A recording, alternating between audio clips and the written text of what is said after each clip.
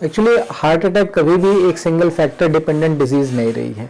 Heart attack हमेशा multi factorial disease है, जिसके पीछे कई ऐसी डिजीज़ेज हैं जिनको हम अपनी लाइफस्टाइल या अपने कर्तव्यों से मॉडिफाई कर सकते हैं। कई ऐसे होते हैं जिनको हम मॉडिफाई नहीं कर सकते हैं फैक्टर्स। तो उनमें कई जो फैक्टर्स ऐसे होते हैं जैसे diabetes, hypertension, age, family predisposition, तो ये कुछ ऐसे फैक्टर हैं जिनको हम मॉडिफाई नहीं कर सकते हैं। ये अपने पेस में जाएगा ही जाएगा। बट इनके अलावा कई ऐसे फैक्टर होते हैं जिनको हम मॉडिफाई कर सकते हैं, जो कि हमारी इस डिजीज़ की प्रीडिस्पोजिशन को कम करते हैं। जैसे कि हमारी वजन, शरीर की ओबेसिटी, हमारा sedentary lifestyle, smoking, excess trans fat या सैचुरेटेड फैट जैसे बाहर का खाना, जंक फूड खाना, तो इन फैक्टर्स को हम लोग मॉडिफाई कर सकते हैं। एक्टिव लाइफस्टाइल, तो ये सारे ऐसे फैक्टर हैं जिनमें कि हम वर्कआउट कर सकते हैं। आज के टाइम पे युवावस्था में बीमारी का, हार्ट से संबंधित बीमारी का बढ़ना केवल एक फैक्टर पे डिपेंड नहीं करता है।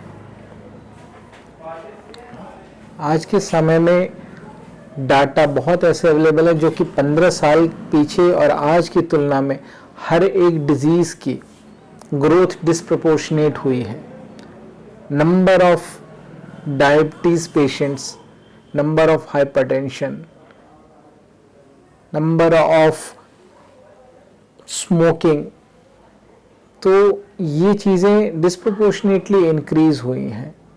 इन सभी चीज़ों के अलावा हमारा रहन सहन, तनाव का स्तर, आज के वक्त में बहुत से फैमिलीज़ या युवा रात तक टेलीफोन का या फ़ोन का इस्तेमाल करते हैं, देर रात सोते हैं, अर्ली मॉर्निंग उठते हैं। मल्टीपल ऐसे एक्टिविटीज़ हैं जिनमें कि हमेशा वो तनाव के रूप में रहते हैं। पढ़ाई, फैमिली का प्रेशर, डिजीज़, फ्रेंड्स, तो इन फैक्टर्स की वजह से तनाव, जिसकी वजह से हमारी डिजीज़ पे एडवर्स इफ़ेक्ट आता है। खान पान उनमें एक मेजर रोल प्ले करता है। खान पान हम हमेशा, आज खान पान मतलब बाहर के जो खान पान है, घरेलू खान पान आज भी वैसा ही है पहले के जैसा, लेकिन उतना शुद्ध नहीं है। तो शुद्धता और नंबर या इनटेक, क्वांटिटी ऑफ इनटेक, ये दोनों चीज़ें मैटर करती हैं। तो दोनों चीज़ों में हम लोगों को लॉस हुआ है। फर्स्ट, हम उतना शुद्ध भोजन नहीं ले रहे हैं जो आज के 15-20 साल पहले लेते थे। सेकंड, हम उतनी क्वांटिटी में बाहर का भोजन लेते हैं जितनी क्वांटिटी में घर का नहीं लेते हैं। बाहर का, अगर आपको, सभी लोग जानते होंगे कि बाहर की आप समोसा, चाट, टिक्के, फ्राइज़, बर्गर कुछ भी खा रहे हैं तो वो रेगुलरली सेम ऑयल को यूज़ कर रहे हैं, जिससे कि वो आज 15-20 दिन, 25 दिन, महीने भर पहले यूज़ करते थे। उन्हीं ऑयल में वो ऐड ऑन करके लेते हैं। जब हमारे ऑयल को एक बार गर्म करके ठंडा नॉर्मल टेम्परेचर पे लिया जाता है और उसके बाद फिर उसको दोबारा हाई टेम्परेचर पे लेते हैं, तो इससे हमारे उस ऑयल में बैड कोलेस्ट्रॉल, ट्रांस फैट्स बहुत ज़्यादा इंक्रीज हो जाते हैं। ये इस प्रकार का वसा होता है जो कि हमारी धमनियों के नीचे जाके एक वसा की लेयर बनाता है, जो कि एथेरोस्क्लेरोसिस कहते हैं जिसको। ये एक मेजर फैक्टर है। तो हमारे खान पान का जो परिवर्तन है इस चीज़ के में रोल प्ले कर रहा है।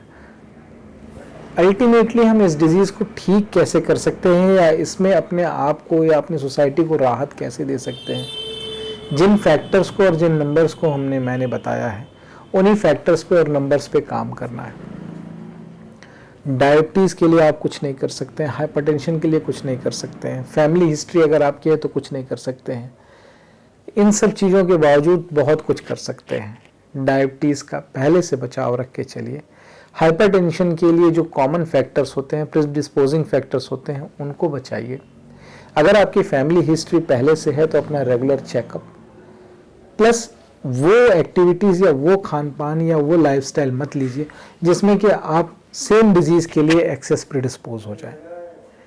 स्मोकिंग एक मेजर फैक्टर है, मेजर कॉमन फैक्टर है जो आज के टाइम पे कार्डियक डिजीज़ को डिस्प्रपोर्शनेटली इंक्रीज करता है। अगर आप एक दिन में एक बॉक्स सिगरेट या बीड़ी स्मोक कर रहे हैं तो किसी सेम एज ग्रुप के पेशेंट के या सामान्य व्यक्ति की तुलना में आपकी प्रिडिस्पोजिशन डबल होती है डिजीज़ के लिए।